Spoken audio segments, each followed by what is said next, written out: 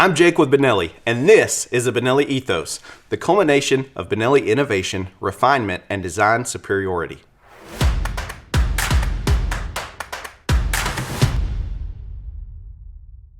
The Ethos is designed for both upland and sport shooters who appreciate fine Italian craftsmanship and superior engineering. At the heart of this semi-auto is a Benelli inertia-driven system that is renowned for its simplicity, durability, and ultra-fast cycling. With fewer moving parts and self-cleaning reliability, it ensures consistent performance shot after shot, year after year. The Ethos also features the progressive comfort system built right into the stock. This system absorbs much of the recoil for smoother, more comfortable shooting. The ergonomic design and perfect fit adjustability allow you to tailor the Ethos to your exact preferences, ensuring optimal control and accuracy. And the Ethos has the details that continue to make Benelli shotguns best in class, such as a beveled loading port and two-piece shell latch for effortless loading, easy locking bolt head for reliability, carbon fiber ribs for accuracy and style, and an enlarged bolt release for ease of operation in the field. The Ethos comes in a variety of models to suit your needs. This includes the stunning Ethos Standard, modern style Super Sport, and my favorite, the Cordoba, which is the most technologically advanced Benelli shotgun on the market today.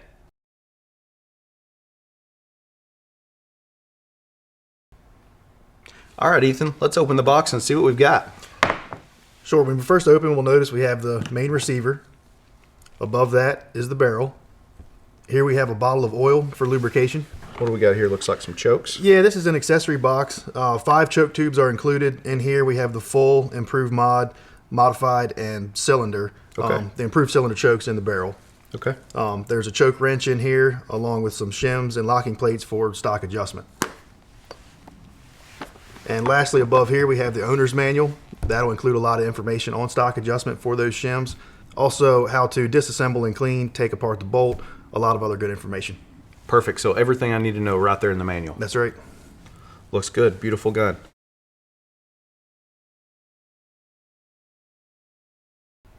Well, Ethan, show us how to put this together. Sure. You'll notice a few packing spacers we need to remove before we can start to assemble. Okay. So we'll remove the magazine cap and the fore end, and then take out this red packing spacer in the front of the receiver. There's also a packing spacer on the bolt handle, and the last one is this sleeve on the barrel. Okay. From here, we'll leave the bolt in the forward position and seat the top cover in the top of the receiver. Okay.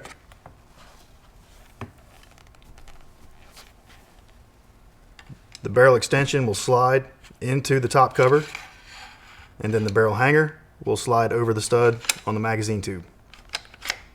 And once again, you're doing that with the bolt forward, right? So if I've got the bolt back, it's not going to work. It's not going to connect properly. It'll be easier with the bolt forward. Okay. So here I would leave the bolt in the forward position and you won't have to force anything. Just slide the barrel extension right in between the top cover of the receiver and the bolt. And if it's done correctly, everything just seats very easily. Okay. And then from there, we take our fore end, slide that over the magazine tube.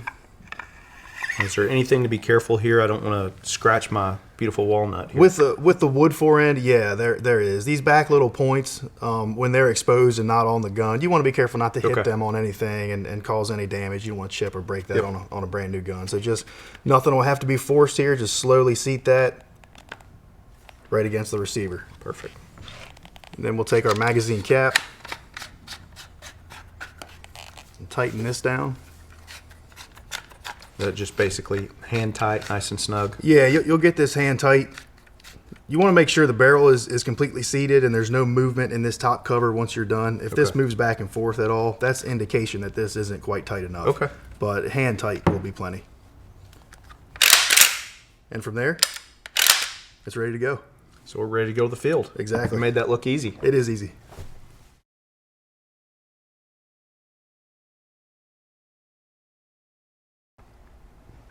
All right, Ethan, so we've been in the field with our Ethos. Now show us how to break this back down. Yeah, we'll go ahead and field strip it. Before we do that, always open the bolt, inspect the chamber. Of course. Magazine tube, receiver, make sure it's unloaded, make sure it's safe, and then we can go from there. So we'll start by removing the magazine cap.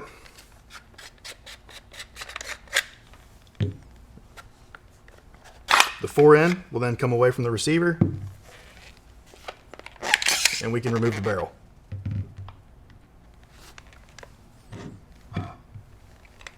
The receiver top cover will pull away, Okay. and the bolt will slide out of the front of the receiver. So that's basically field stripped. So for most of us, that's as far as we break it down. That's going to cover 90% Okay. of what you need to clean out, lubricate. That's pretty much going to cover it. Okay. It's always a good idea to take the choke tube out. Say if you've been out in a little bit of rain, it is possible for moisture to get down in between here and the barrel wall. I want to make sure it doesn't seize up. Yeah, so take that out, clean it, oil it, wipe away any kind of buildup. I always take a little bit of choke tube lube, apply it to the threads. So you're kind of just putting a small little bead. Just a little bit. Lower threads. I put it on the lower threads, Okay. and it'll work its way up. Perfect.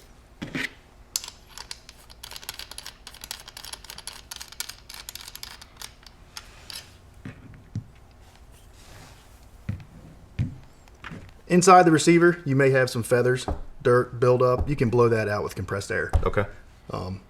So any oil needed on this section? A little bit. Normally, I like to have a little bit on my hands as I'm putting it back together. Right, okay. You know, if you see any kind of little spot rust in here on the trigger assembly, that kind of thing, you know, you can get to it and clean it, oil it. But you don't want to over oil because it can collect stuff and Okay. buildup can fall down inside the trigger assembly, and we want to avoid that. Okay. But we do want to oil the bolt. I like to apply just a light synthetic oil on the bolt rails. Okay.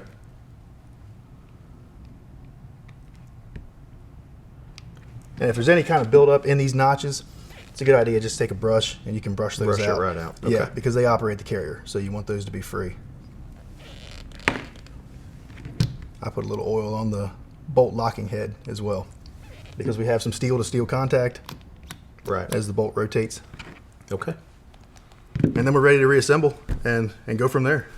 Thanks, Ethan. You made that look easy. We'll be ready to go to the field next time.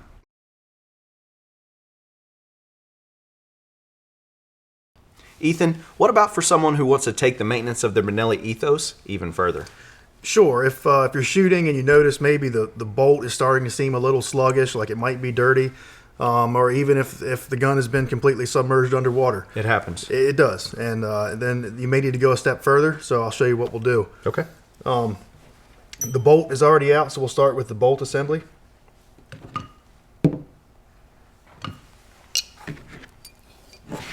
The bolt handle you can pull out by hand, or if it's tight, you can go from the left side and tap it out with a punch.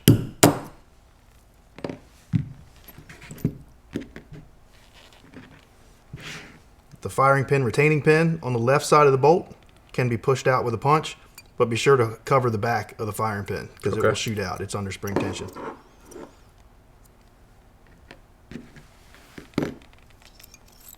So in there you have a firing pin and a spring. And the firing pin goes through this locking head pin. So once that's out, the locking head pin will drop out. Okay. And the locking head will pull out of the bolt. And there's also an inertia spring in there, and you may need to hook that with a pick or something to slide it past that detent.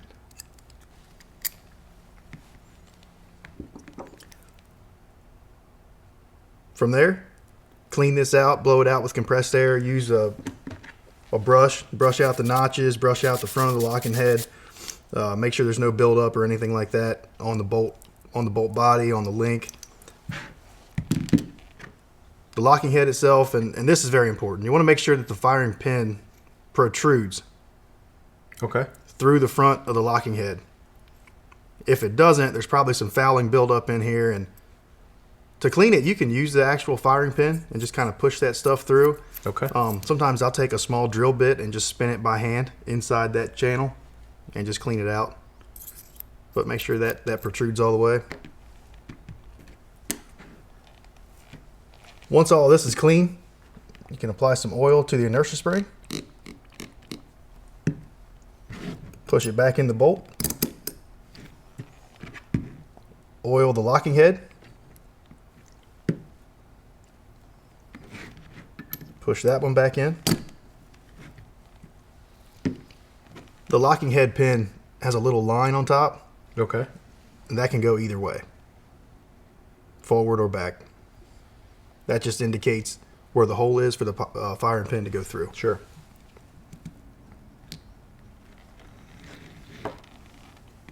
Firing pin and firing pin spring can be pushed into the back of the bolt by hand. And the firing pin retaining pin pushed in place. So no special tools needed for that. Not too bad. Yeah, and the bolt handle, we can pop that right back in. So the bolt's clean, oiled, we can set that aside. And now we'll want to clean the receiver. Okay.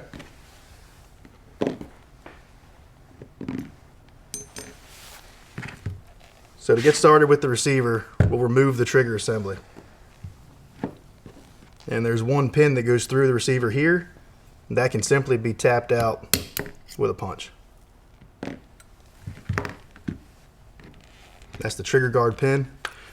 To remove the trigger assembly, always push the bolt release button. That pivots the shell latch out of the way and allows it to drop out. Okay.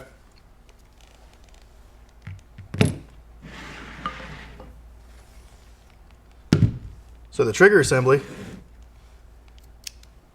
what you can do here is go ahead and turn it on fire and release the hammer, and then just blow this out with compressed air. Okay. You don't want to over oil this. You don't want this soaked. A little bit's good. I like to have some oil on my hands as I'm working with it, putting it back together.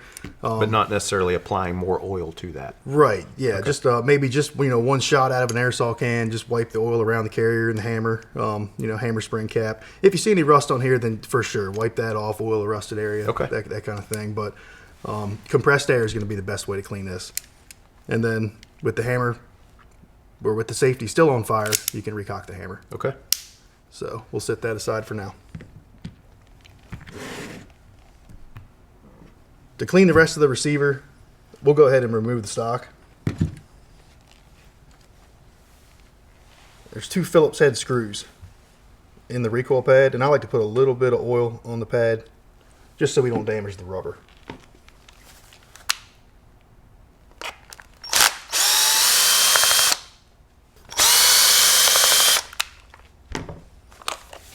Recoil pad comes off. There's 2 more Phillips head screws to remove the progressive comfort assembly. Okay.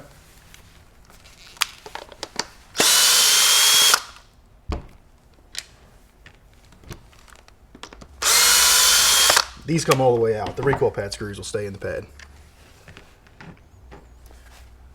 The progressive comfort assembly will slide out of the stock. From there, we'll notice a 13 millimeter nut down inside the stock, where I'll use a socket wrench or a T-handle to remove that.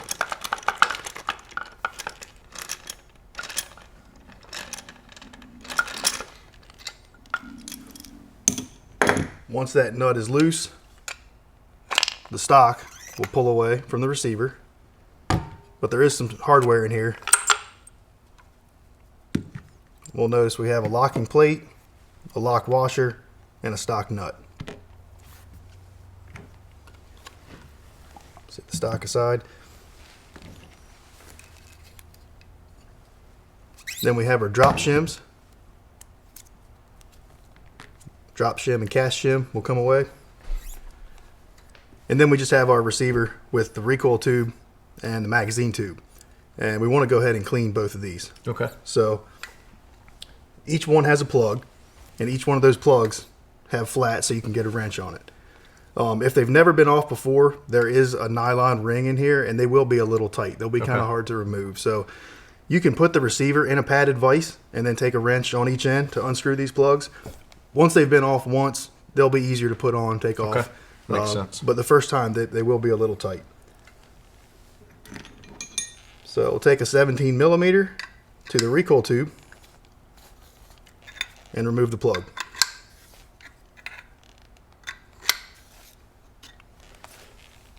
This one is under spring tension, so we want to be careful.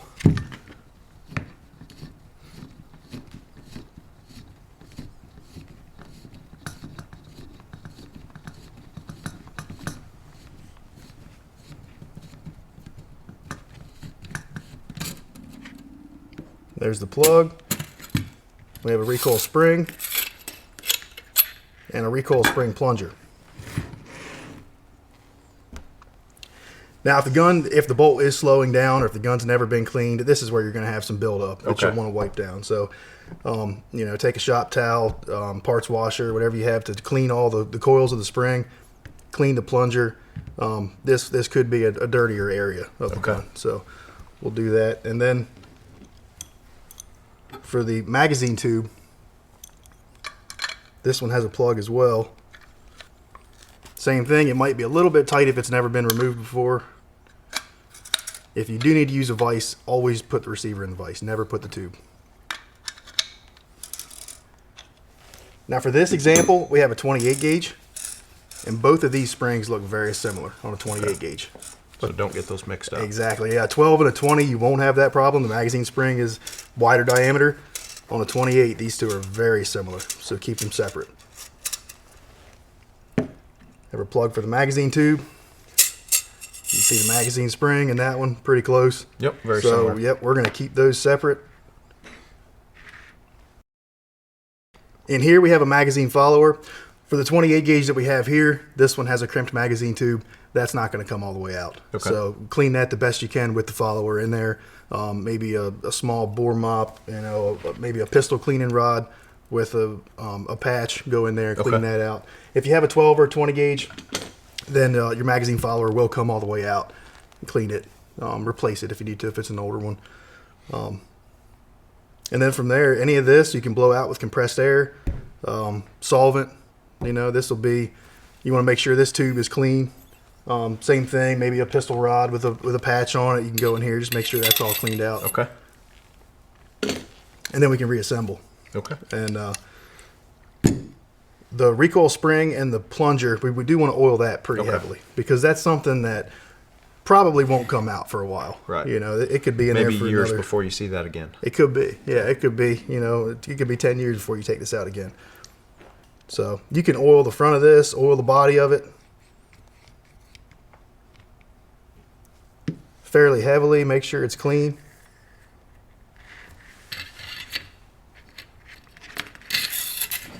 And it'll slide back in the tube. And then we can take the plug and put it back on. Okay.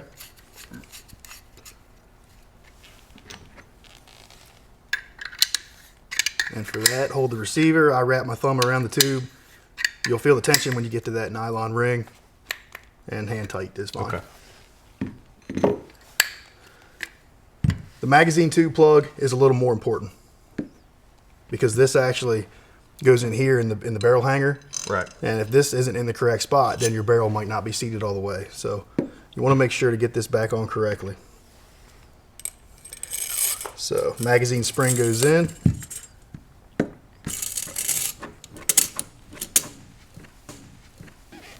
And the magazine tube, leave that dry. Okay. You don't want to put too much oil in there, because that's, feathers will collect in there, sand. So magazine tube, just make sure it's clean, but leave it dry inside. Okay. Now this plug will start it.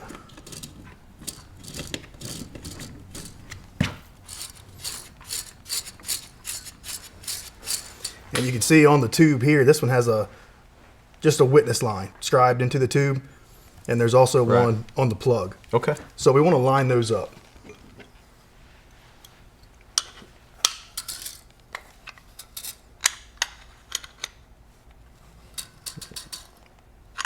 As we're coming around, you can see it. Want to make sure that line meets the other one. Those witness marks line up. That's indication this plug is all the way down where it needs to be, and the barrel can fully be seated. Okay, perfect. Yep.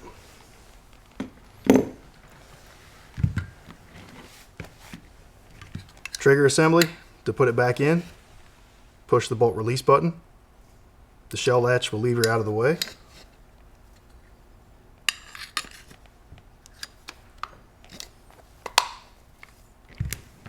Trigger guard pin.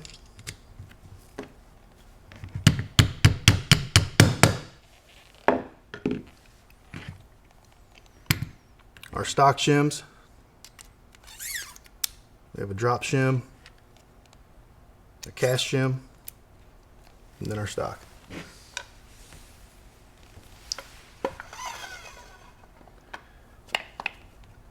There is a plastic stock spacer in here as well. Will likely stay in place. This one it did. But on top of that goes our locking plate, lock washer, and stock nut. Okay. And these can get dirty and rusted as well and be hard to remove. So normally I like to make sure they're clean. Make sure there's no rust on them. Go ahead and put a little bit of oil. Because if they get rusted and seized in place, it could be much harder to remove next time. Okay.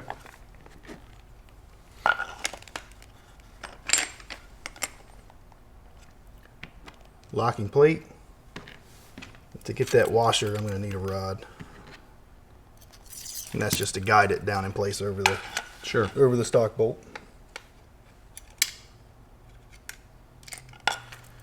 And then the stock nut.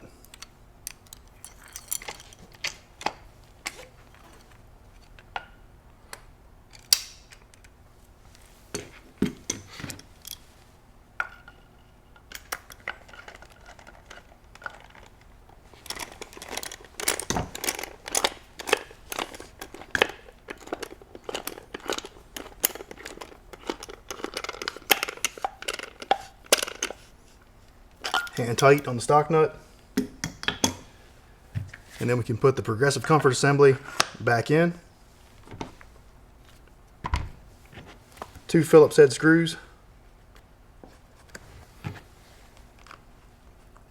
going to use a drill to put them in, but be careful. I've got the torque set way low. We don't want to damage the stock. Sure.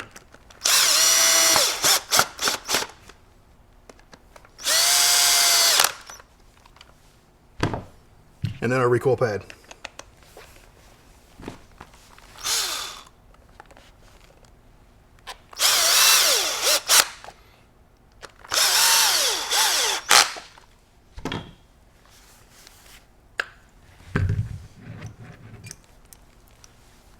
Bolt assembly, always a good idea. Oil the rails.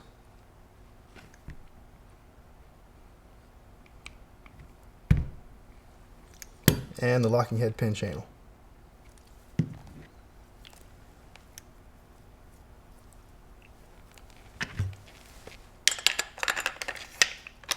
That slides in the front of the receiver. We can then reassemble.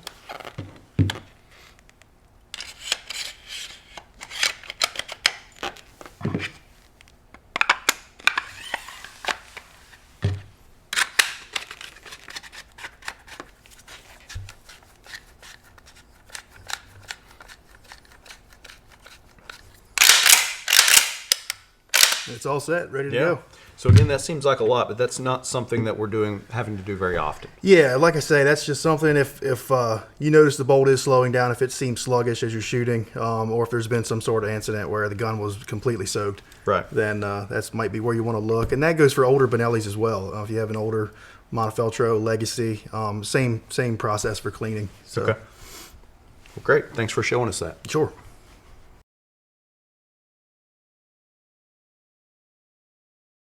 So Ethan, you've mentioned that sometimes you get calls regarding the weighted magazine cap. Can you elaborate on that for us? Yeah, I can. And for this example, I left the fore end off so you can see the magazine tube without the fore end and see what I'm talking about.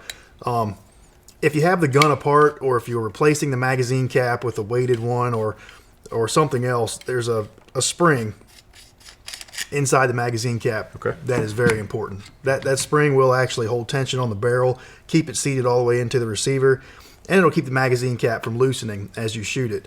So if you were to add something on like a weighted cap and it doesn't have that spring, it can work loose and rattle and cause some damage over time. So that spring is very important. Some aftermarket caps will come with their own spring. Sometimes you may need to take the spring out of the magazine cap that came with the gun. But you can see,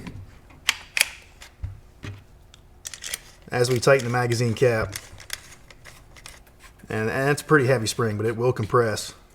Really snugs it right down on there. It does, and that's what's holding the barrel tight to the receiver and holding the magazine cap tight. And it's very important that that's there. That doesn't fall out during cleaning. Perfect. And it's good to go. Ethan, we've touched on many important points today. Thanks for all the information. The Ethos is one of the flagship products for Benelli, and when maintained correctly, will deliver time and time again. For more information on the Ethos, you can always refer to your owner's manual or visit BenelliUSA.com.